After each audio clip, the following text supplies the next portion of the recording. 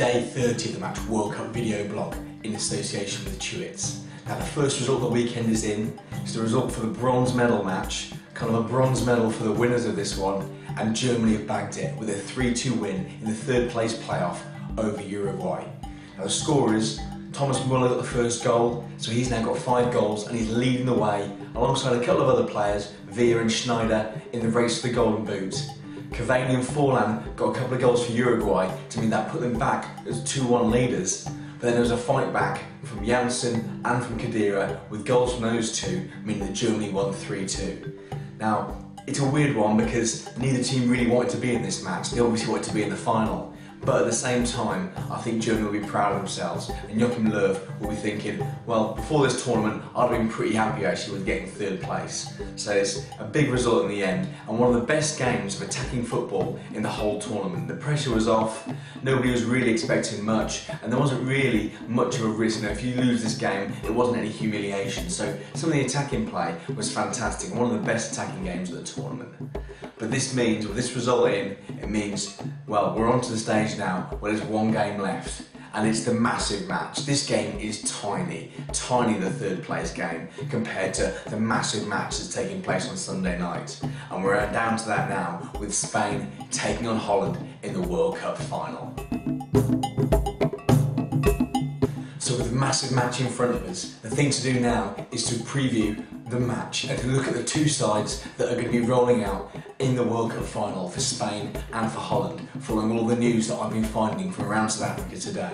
So to start with Spain, undoubtedly the best squad of individual players at the World Cup for any of the teams. I've got no doubt about that.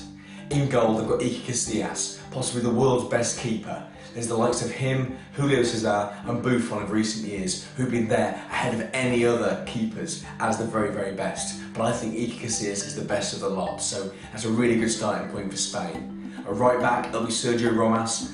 Bombing forward, Ramos has been fantastic in this tournament, back to his very best, and he'll get forward and he'll overlap beyond the midfield and he'll support the attacking line.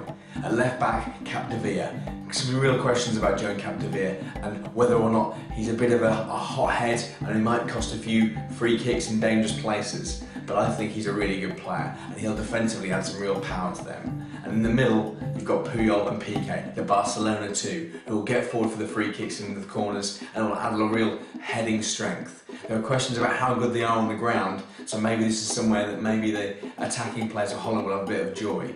But defensively, aerially certainly, and as a unit, they work very well together. In front of the defensive four, there's going to be Busquets sitting. Sergi Busquets, the anchor, he'll make sure that there's no real holes there to be exploited by the attacking players for Holland. And in front of him, Xabi Alonso and Xavi. Now these two guys are fantastic players, good passers, can play the long ball, can play the short ball and make nice route moves, and they can actually open up space with their movement and with their clever footy brains. Now those two will be essential to seeing the ammunition that can be created for the attacking line. So that's a 4 in the defence, 3 midfielders and then 3 on the attacking line. Iniesta will sit just behind the attacking lead striker. Iniesta will certainly start. He's the guy who has that little bit of extra brain power in the attacking line, and his ability to dribble with the ball and to beat players is up with the very, very best in the world. On the left-hand side, here's the big decision, and it's going to be David Villa. He's almost certainly going to get that position out wide, and that means that Fernando Torres will be starting an attack. Now this will be a surprise to some people because of the way that Pedro played in the wide left position with Villa in the central attacking position for the semi-final. But I think that he'll revert back to having that big man up front in the middle, in Torres, so he can play some balls from out wide, from Ramos, to somebody to attack who's good in the air, like Torres, and to get his head onto.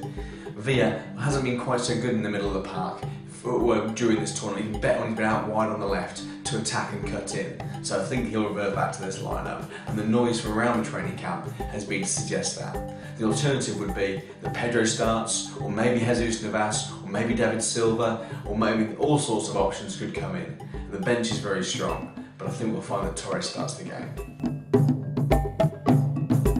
And now on to Holland.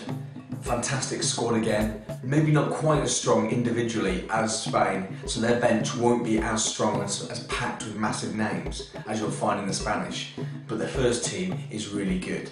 The weakness probably in the side is the defence, so well, obviously you'll get started with that. In goal, Stecklenburg, he's been very solid in this tournament, not on the level of Casillas, but he's solid, doesn't make many mistakes, and he's a good shot stopper.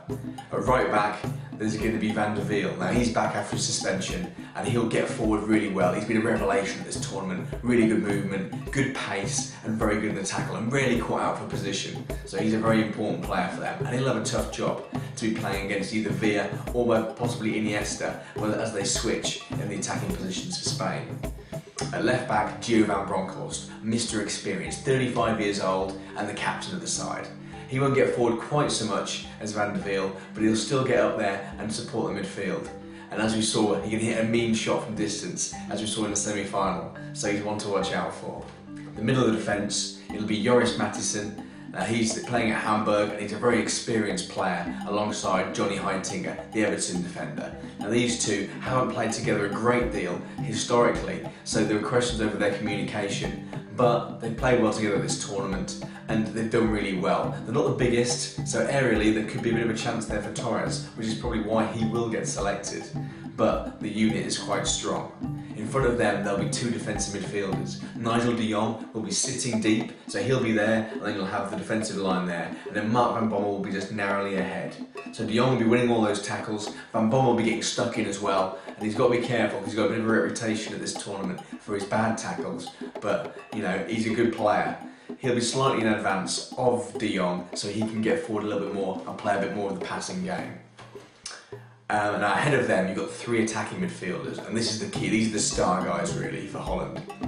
In the middle, Wesley Sneijder, the chief playmaker. Great from distance, really good passer, and it's his footy brain and his vision will be what opens up Spain if they can actually get hold of the ball enough, the Dutch. So he'll be playing the balls out wide to the left and right.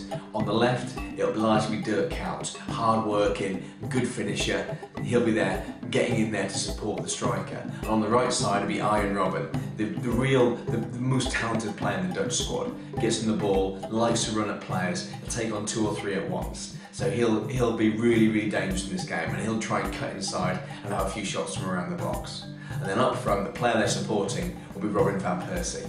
Hasn't scored as yet at this World Cup, but he's a top-class player. Great volleyer of the ball, good from outside the box, can hit bending shots or long-range drives, and he's a decent poacher as well. So overall, that Dutch squad's very good. Probably better in attack than in defence, but a really, really dangerous team to go up against.